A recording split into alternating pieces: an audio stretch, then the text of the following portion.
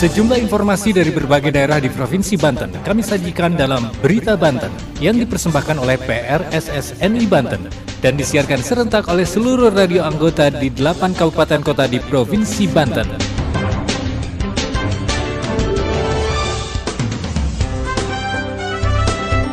Apa kabar pendengar? Anda kembali bersama kami di Berita Banten PRSSNI Banten. Edisi Kamis 13 Juli 2023. Sejumlah informasi dari berbagai wilayah di Provinsi Banten kami hadirkan untuk Anda yang disiarkan serentak oleh seluruh radio anggota di 8 kabupaten kota di Provinsi Banten. Dan inilah informasi utamanya. Seorang balita di Tangerang Selatan tewas dianiaya orang tuanya sendiri. Warga Kelurahan Taman Baru di Kota Cilegon waspada DBD. BPKAD Kabupaten Serang tahun ini targetkan sertifikasi 400 bidang tanah milik pemerintah. DPMPTSP Kabupaten Pandeglang lakukan pengawasan perizinan pengusaha tambak udang di Kabupaten Pandeglang. Bersama saya Rana Kabani, inilah Berita Banten selengkapnya. Pendengar, Badan Pengelolaan Keuangan dan Aset Daerah BPKAD Kabupaten Serang tahun 2023 ini menargetkan sertifikasi 400 bidang tanah aset pemerintah Kabupaten Pemkab Serang.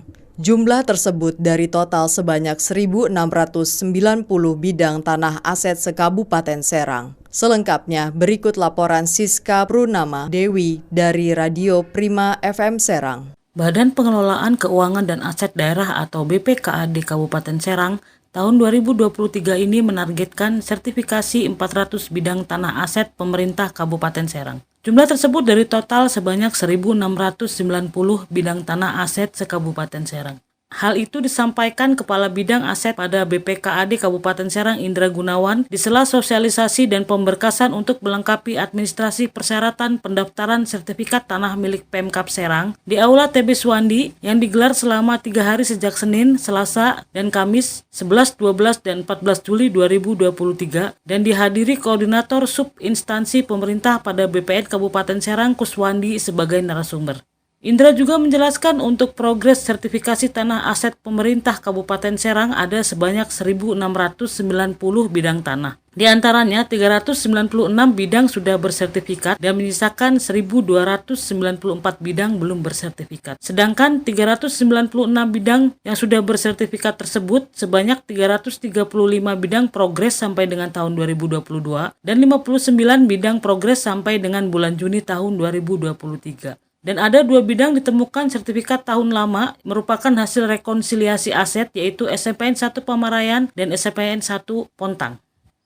Sedangkan untuk sisa sebanyak 1.294 bidang tanah belum bersertifikat, Indra menambahkan di antaranya 39 bidang dalam proses permohonan hak, 54 bidang dalam proses permohonan peta bidang tanah atau PBT, 417 bidang dalam proses kelengkapan dan verifikasi warkah, 21 bidang kondisi overlap dengan SHM, kemudian 5 bidang sedang berperkara atau bersengketa, 758 bidang penyelesaian target di tahun berikutnya. Inilah penjelasan Kepala Bidang Aset pada BPKAD Kabupaten Serang Indra Gunawan. Kita tetaplah tahun ini menargetkan 400 bidang 400 sertifikat. 400 sertifikat. Kita menargetkan 400. Makanya di acara kita ini ada 458 itu kita upayakan ini untuk pendaftaran ya. Nah, sebenarnya beberapa di antaranya kan ada yang kita ukur nih tahun lalu. Kita sudah ukur, pra-ukur namanya. Gambar ukur sudah ada, tapi formalitas pendaftaran belum. Nah ini proses ini yang mau kita lakukan. Kita ini kan secara keseluruhan sekabupaten ya. Sekabupaten kita kan ada 1.000, sekarang ini posisinya 1.690 bidang. Nah dari 1.690 bidang ini kita memang baru punya 396. Nah sehingga sisanya 1.294 yang belum bersertifikat. Ini kita sudah berjalan dari 2017 itu. Kita sudah berjalan sampai dengan sekarang. Ada tahap-tahap yang sedang dilakukan dengan BPN lah. Jadi ada yang sudah berproses dengan BPN, tapi ada juga yang sama sekali belum gitu. Untuk sisa berarti sekarang ini yang belum ke BPN sama sekali berarti. Sisa 760 berarti. yang lainnya itu sedang dalam proses.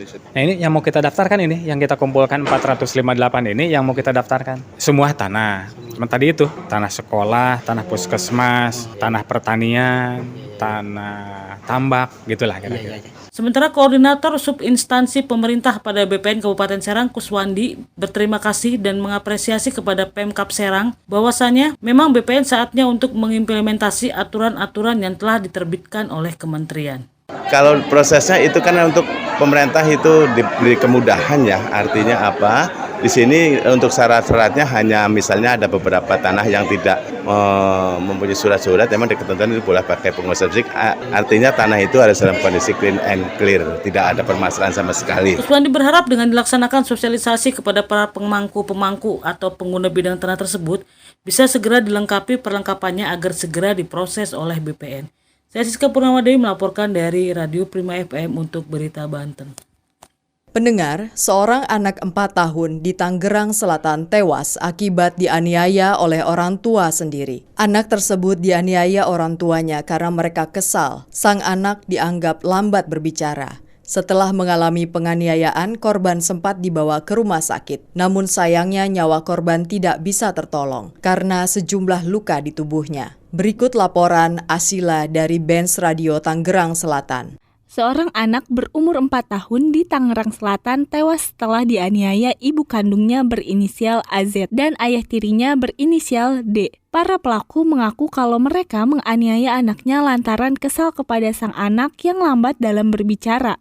Kasus penganiayaan berujung kematian diketahui setelah korban dirawat di RSUD Tangerang Selatan karena terdapat sejumlah luka di tubuh sang korban. Setelah menjalani perawatan di RSUD Tangerang Selatan, korban dilaporkan meninggal dunia dan selanjutnya jenazah korban dibawa ke RS Fatmawati Jakarta Selatan untuk dilakukan autopsi. Hasil dari autopsi diduga penganiayaan dilakukan oleh ibu kandungnya dan ayah tiri korban. Hasil visum sementara ditemukan luka memar, sudutan rokok di tangan, dan patah tangan. Saat ini pelaku sudah ditangkap dan ditetapkan menjadi tersangka di Polres Tangerang Selatan. Untuk perkembangan kasus tersebut sampai saat ini masih dalam penyelidikan secara mendalam yang dilakukan oleh PPA Satreskrim Polres Tangerang Selatan. Saya Asila dari Benz Radio 106,2 FM melaporkan untuk Berita Banten. Berita Banten. Anda masih bersama kami di Berita Banten PRSSNI Banten. Pendengar, warga Kelurahan Taman Baru Kecamatan Citangkil Kota Cilegon waspada terhadap penyebaran DBD.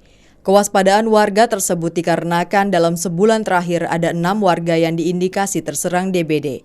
Berikut laporan Ana Silvana dari Radio One Indonesia Cilegon. Warga kampung Kubang Lesung Kulon, Kelurahan Taman Baru, Kecamatan Citangkil, waspada DBD. Waspadanya warga tersebut lantaran dalam sebulan terakhir ada 6 warga yang terindikasi penyakit DBD. Penanggung jawab P2BB atau pengendalian penyakit bersumber binatang pada Puskesmas Citangkil 1, Agita menerangkan untuk kasus DBD di Taman Baru cenderung meningkat dari 8 orang yang dilaporkan 6 orang dinyatakan positif DBD dan 1 orang trombositnya rendah. Agita menyampaikan sebagai upaya pencegahan tersebut pada Jumat 7 Juli 2023, pihaknya bersama dengan pemerintah kelurahan, kader, dan warga melakukan pemberantasan sarang nyamuk atau PSN dengan sasaran ke rumah-rumah warga. Agita menerangkan dalam penanganan DBD, peran serta masyarakat untuk menekan kasus ini sangat menentukan. Oleh karenanya, program pemberantasan sarang nyamuk dengan 3M+ perlu terus dilakukan secara berkelanjutan sepanjang tahun, khususnya pada musim penghujan. Sekian berita kali ini, saya Ana Silvana dari Radio One Indonesia melaporkan untuk Berita Banten. Pendengar, Dinas Penanaman Modal dan Perizinan Terpadu 1 Pintu DPMP-TSP Kabupaten Pandeglang melakukan pengawasan kepada pengusaha tambak udang di Kabupaten Pandeglang. Pengawasan ini dalam upaya meningkatkan pendapatan asli daerah Kabupaten Pandeglang. Berikut laporan Jang Teripang dari Radio Ujung Kulon FM Pandeglang. Dinas Penanaman Modal Perizinan Terpadu 1 Pintu atau DPMP-TSP Kabupaten Pandeglang melakukan pengawasan perizinan terhadap pelaku usaha tambak udang di Kabupaten Pandeglang. Pengawasan dilakukan sebagai upaya optimalisasi pendapatan asli daerah atau PAD tahun 2023 Kabupaten Pandeglang. Menurut Kepala Bidang Perizinan pada DPMP TSP Kabupaten Pandeglang, Erik Widaswara, saat ini DPMP TSP telah membentuk tim pengawasan yang turun langsung ke lapangan untuk mengecek kepatuhan pelaku usaha. Selasa 11 Juli 2023. Pengecekan dilakukan oleh tim secara langsung ke lokasi usaha dan saat ini yang menjadi titik fokus yaitu di wilayah Pandeglang bagian selatan. Pengawasan ini dilakukan sebagai upaya mencegah adanya manipulasi data usaha. Erik mengungkapkan pengawasan saat ini menyasar perusahaan-perusahaan besar termasuk perusahaan tambak udang yang saat ini tengah berkembang di Kabupaten Pandeglang. Kasih verifikasi dan perizinan DPMP TSP Pandeglang, Adi Wahyudi menambahkan bahwa pengawasan gencar dilakukan karena berdasarkan hasil evaluasi yang sudah-sudah. Terkadang ada pelaku usaha yang nakal. Demikian, Jang Tripang dari Ujung Kulon FM melaporkan untuk Berita Banten. Pendengar, demikian sejumlah informasi yang telah kami sajikan di Berita Banten kali ini. Saya Rana Kabani, sampai jumpa. Terima kasih Anda telah mendengarkan Berita Banten yang dipersembahkan oleh PRSSNI Banten.